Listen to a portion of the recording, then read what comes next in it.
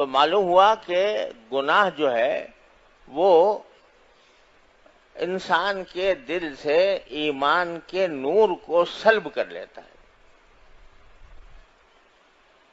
اب کیا مطلب ہے اس نور کے سلب کرنے کا؟ اس کی تفصیل میں جائیں تو لمبی چوڑی تقریر کی ضرورت ہوگی، لیکن مختصر بات یہ ہے کہ جب ایمان کا نور قلب میں پیدا ہو جاتا ہے، اللہ تعالیٰ اپنی رحمت سے ہم سب کو عطا فرما دے، تو پھر انسان جو ہے وہ اس کا خود طبعی میلان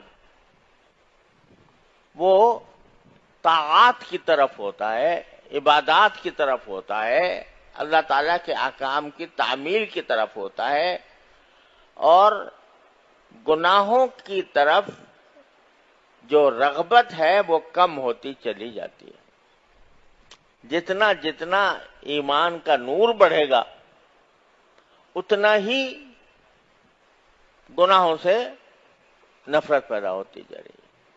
شروع میں آدمی بتکلف نگاہ گناہ چھوڑتا ہے، دل چاہ رہا ہے، دل مچل رہا ہے، دل کی خواہش ہے، تقاضا ہے کہ یہ گناہ کر لوں، لیکن پھر وہ زبردستی اپنے اوپر زبردستی کر کے اور اپنے نفس کی خواہش کو کچل کر بچ جاتا ہے۔ تو جوں اپنی خواہشوں کو کچل کر بچتا رہے گا اتنا ہی ایمان کا نور بڑھتا رہے گا۔ پھر ایک مرحلہ ایسا آ جائے گا کہ گناہوں سے نفرت ہی ہو جائے گی۔ یہ مانگ رہے ہیں سرکار دو عالم کہ یا اللہ مجھے یہ نور عطا فرما دے۔ اب وہ ان کو سرکار دو عالم صلی اللہ علیہ وسلم تو بذات خود نور تھے۔ لقد جاءکم من اللہ نور و کتاب مبین، سراپا نور ہی نور تھے۔ اللہ تعالیٰ نے ان کو سراپا نور بنایا تھا، لیکن کیوں مانگ رہے ہیں؟ تاکہ اپنی امت کے لوگوں پر شفقت فرما کر امت کے لوگوں کو سکھائیں کہ خدا کے بندو یہ چیز مانگنے کی ہے، نور مانگو اللہ تعالیٰ سے، اور اس نور کا تقاضا کا نتیجہ یہ ہوگا کہ انشاءاللہ گناہوں سے حفاظت بھی ہوگی۔ گناہوں کی گناہوں سے بچنے سے نور پیدا ہوتا ہے، اور جب نور پیدا ہوتا ہے تو آپ مزید گناہوں سے بچنے کی ہمت پیدا ہوتی ہے، مزید ہمت ہوتی ہے تو مزید نور آتا ہے۔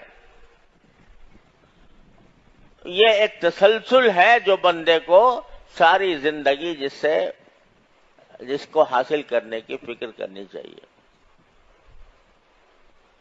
تو میں عرض یہ کر رہا تھا کہ نگاہ کے غلط استعمال سے کیا ہوتا ہے کہ یہ نور ایمان جو اللہ تبارک و تعالی نے عطا فرمایا بندے کو، اس سے محرومی ہو جاتی۔ یہ آنکھ کا نور ہے نا جس سے دیکھ رہے ہو، یہ آنکھ ہی کا تو نور ہے نا، کس کا عطا کیا ہوا ہے؟ اللہ تعالیٰ کے سوا کون ہے جس نے یہ دے دیا ہو؟ مفت دے دیا، بے مانگے دے دیا، کوئی قیمت وصول نہیں کی، ساری زندگی تم اس کو استعمال کر رہے ہو، اور اتنی نازک مشین دے دی ہے کہ اس کے کل پرزوں کا اور اس کے رگ پٹھوں کا کسی کو پتہ نہیں ہے۔ ایک ہمارے دوست ہیں جو اللہ تعالیٰ ان کو شفائے کامل عطا فرمائے، وہ آج کل بیمار ہیں، آنکھوں کے امراض کے اسپیشلسٹ ہیں۔ انہوں نے مجھے بتایا کہ صرف آنکھ کے اندر 11 قسم کی اسپیشلائزیشن ہے۔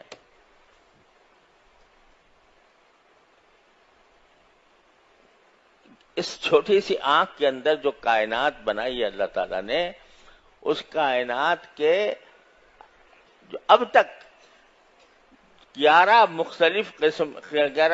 قسم کے مختلف لوگ ہوتے ہیں، جو کوئی ایک چیز کا اسپیشلسٹ ہے، کوئی دوسری چیز کا اسپیشلسٹ ہے، کوئی تیسری چیز کا اسپیشلسٹ ہے، 11 قسم کے اسپیشلسٹ ہوتے ہیں. اور جب ذرا سی کوئی کھٹک ہو جائے آنکھ میں، کوئی تنکا پڑ جائے، پھر دیکھو کیا بے چینی ہوتی ہے. اگر بینائی خدا نہ کرے کسی وقت اس میں کمی آ جائے تو انسان ساری دنیا کی دولت لٹانے کو تیار ہو جاتا ہے کہ یہ میں لٹا دوں لیکن میری یہ بینائی واپس آ جائے. بے مانگے مفت دے رکھی ہے اللہ تعالیٰ نے ساری زندگی، پیدائش سے لے کر مرتے دم تک یہ چل رہی ہے.